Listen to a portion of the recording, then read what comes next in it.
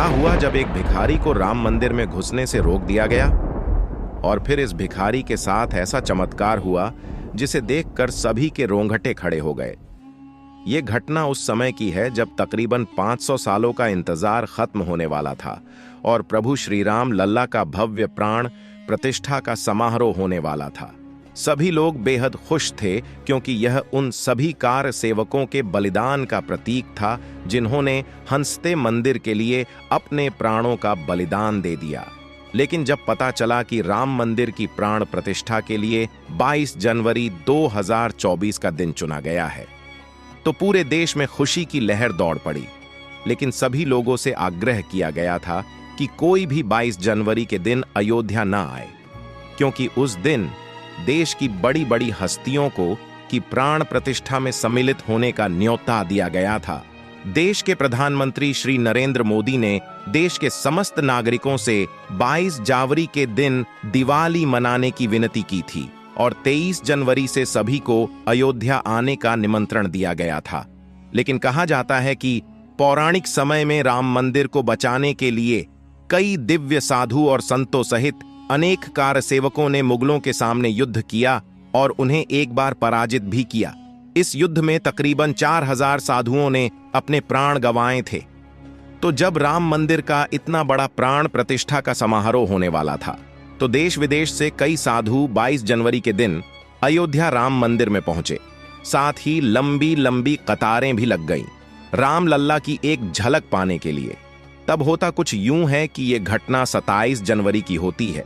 एक भिखारी जिसका नाम अरसाद था, वो भी राम लल्ला के दर्शन की अभिलाषा में आया था, लेकिन उससे मंदिर में जाने नहीं दिया जाता है। दरअसल अरशाद नाम का भिखारी एक मुस्लिम समुदाय से संबंध रखता था। मुस्लिम समुदाय में होने की वजह से सभी लोग समझते थे कि अगर ये मुस्लिम है तो ये भगवान को पसंद नहीं करता होगा, परंतु ये भिखारी हिंदू भगवानों पर भी बहुत ज्यादा यकीन करता था। उसका कहना था कि सभी ईश्वर एक ही है। वह हिंदू धर्म और देवताओं से इतना ज्यादा प्रभावित था कि उसने अपना धर्म भी प्रवर्तित कर दिया था। जब वह कहीं भी किसी मंदिर और धार्मिक जगहों पर जाता था तो उसे मुस्लिम समझकर उसे अंदर नहीं जाने दिया जाता था। इसीलिए उसने अपना धर्म परिवर्तन किया था। वह भगवान राम से बहुत ज्यादा प्रभावित था। वह भिखारी प्रभु श्री राम को अपना आदर्श मान बैठा था।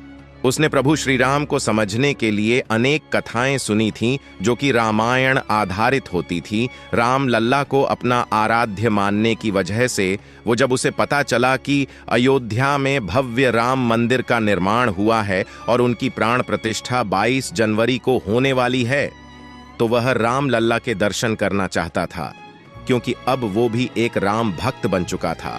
और जब राम लल्ला की प्राण प्रतिष्ठा हुई तो सभी भक्तों का मन बस यही चाहता था कि जल्द से जल्द प्रभु के दर्शन हो जाएं।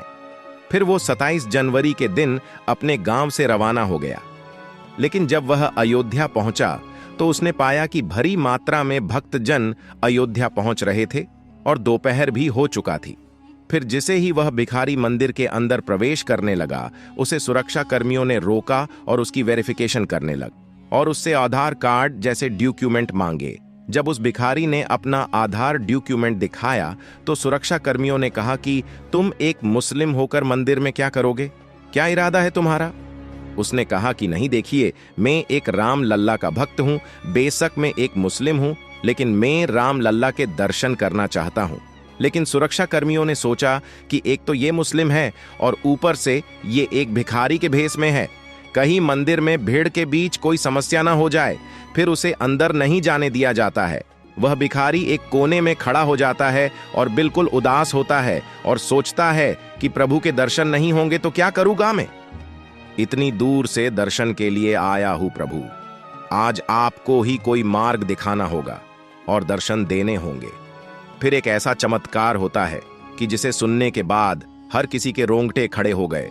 हुआ कुछ ऐसा कि भीड़ के बीच से एक साधु आया और बोला, अरे तुम वहां कहां खड़े हो, आओ तुम भी दर्शन करो। प्रभु के वो भिखारी बोला, अरे कैसे आऊं बाबा, सुरक्षा कर्मी तो आने हो नहीं दे रहे वे। साधु आगे आए और बोले, अरे सुनी भाई, आने दो इसको अंदर, में इसे जनता हूं, ये मेरे साथ है। सुरक्षा कर्मियों ने कहा, लेकिन ये अंदर कैसे आ सकता है? फिर वो साधु बोला, क्यों नहीं आ सकता अंदर, आने दो इस। साधु की बात सुरक्षाकर्मी मान लेते हैं और उसे अंदर आने देते हैं। उसके बाद जब वह भिखारी अंदर आता है तो वह साधु तो अचानक भीड़ में विलुप्त हो जाते हैं। वे भिखारी साधु को ढूंढने का प्रयास करते हैं ताकि उनको वे धन्यवाद कह सके, लेकिन साधु कहीं भी नजर नहीं आते। फिर वो भिखारी राम लल्ला के दर्शन करता है और प्रभु के सामने चरणों में गिर जाता है और बोलता है, धन्यवाद प्रभु, आज आपने सिद्ध कर दिया कि अगर कोई आपकी शरण में आना चाहे तो आप उस जरूर मार्गदर्शित करते हो और अपने भक्तों को कभी नाराज नहीं करते। उसके बाद उसे समझ आ जाता है कि वे साधु जिन्हें उसे अंदर आने में मदद की थी वे कोई और नहीं, राम लल्ला का ही कोई चमत्कार था। फिर वो भिखारी दर्शन करके अपने गांव की तरफ चला जाता है और इसी ख्याल में था कि क्या वे साधु ही राम लल्ला थे। इस चमत्कार की जानकारी वे भिखारी फिर सभी को सुनाते हैं और प्रभु की भक्ति में लीन रहते हैं। ऐसे ही चमत्कार अयोध्या में नित्य प्रतिदिन हो रहे हैं। इस चमत्कारिक घटना की जानकारी हमें किसी ने इंस्टाग्राम पर लिखकर भेजी है।